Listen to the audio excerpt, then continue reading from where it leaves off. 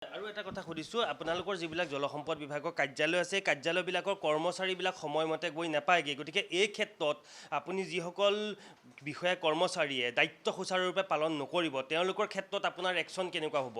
চাওক, আমাৰ কি হয়, যিখিনি জলসম্পদ বিভাগ, এইবিলাক আন বিভাগৰ নিচিনাকৈ 10টা সময়ত অফিচ যোৱা বা এনেকুৱা ধৰণৰ পৰিৱেশ এই বানপানী সময়ছোৱাত নাথাকে। কাৰণ বানপানী সময়ছোৱাত প্ৰায় 80% তেওঁলোকে ফিল্ডত থাকিব লাগে আৰু অফিচত খুব কম সময় থাকিব লাগে। সেইকাৰণে কেতিয়াবা এনেকুৱা ধৰণৰ হয়, বহুতে ভাবে যে আপোনালোকৰ সংবাদ মাধ্যমৰ যোগেদি জনাব বিচাৰিছোঁ যে যেতিয়া আমাৰ বানপানী হৈ থাকে বা যেতিয়া অত্যন্ত বৰষুণ হৈ থাকে বা যেতিয়া গৰাখহনীয়া হৈ থাকে, এই সময়ছোৱাত আমাৰ যিটো বিভাগ, এই বিভাগটোৱে কাৰ্যালয়ত ইমান বিশেষ কাম নাথাকে।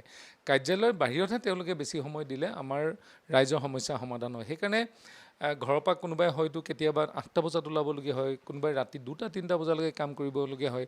এই বিভাগটো আচলতে ৰাতিপুৱা 10টাৰ পৰা গধূলি 5টা-7টা বিভাগ নহয়, হস্তম যিকোনো সময়ত হৈ থাকিব লাগে বানপানী সময়খিনিত। আৰু বানপানী যেতিয়া শেষ হয়, তেতিয়া আমাৰ গৰাখহনীয়া ৰোধৰ কাৰণে আৰু মথাউৰি নিৰ্মাণৰ কামবিলাক আৰম্ভ হয়। কিন্তু আমাৰ 12 মাহেই বিভাগটো কিবা নহয় কিবা কাম চলি থাকে।